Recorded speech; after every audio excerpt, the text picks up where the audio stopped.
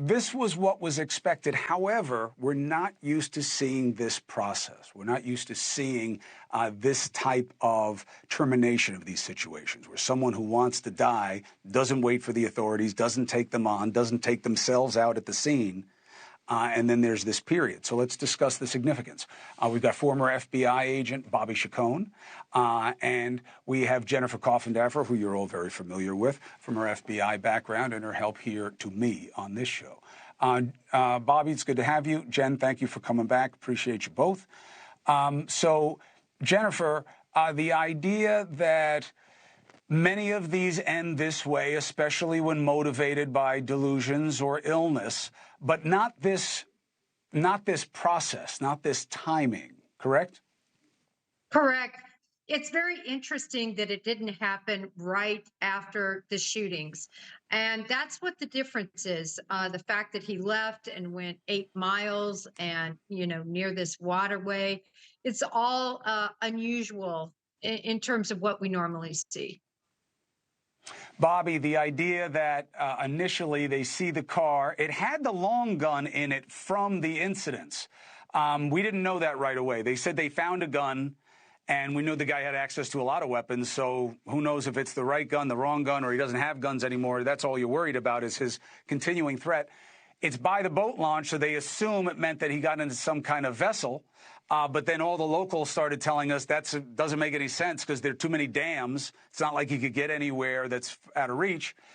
And the idea that he parked there and then decided to take his own life there, maybe even immediately thereafter. What would that tell you?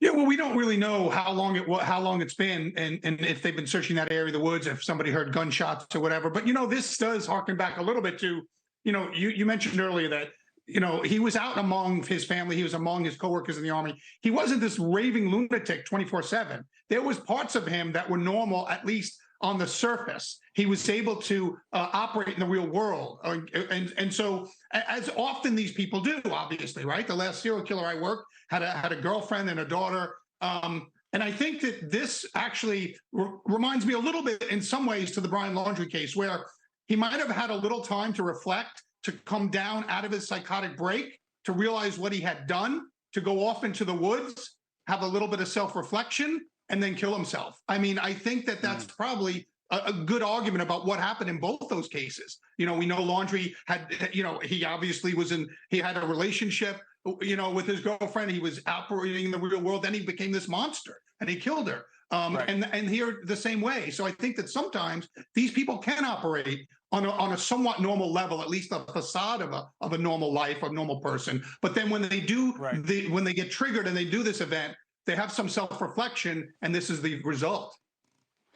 Right. And like in the Christopher Dorner case, the former police officer with the grievances some 10 years ago in California and then became this big manhunt, there was all this psychology and this expert analysis at the time that, yeah, he had gone, it wasn't a getaway plan. He had gone to a safe space where he felt he might have some advantage to make a last stand.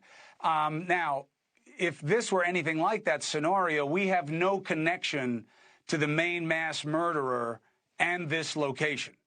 So, it's not like he went home to the homestead or he went to the place that he had armed and that's going to be interesting. One of the interesting questions for the authorities coming in about 20 minutes, the press conference. I'm going to bring in Ashley Banfield, and they're going to answer whether this is true, these reports that we're hearing, that the Maine mass murderer is dead and that he was found dead. Does that mean that they're going to be able to tell us whether he died very soon after the incident, or whether he died when they found him, or whether they found him in a house where he killed himself or in the woods? All of this is going to be answered, but the good news for that community is going to be you are now safe. Hey, thank you for watching. Please go to newsnationnow.com, newsnationnow.com, and you can find NewsNation on your television provider. And don't forget to click the red subscribe button down below. Then you will get more of NewsNation's fact-driven coverage.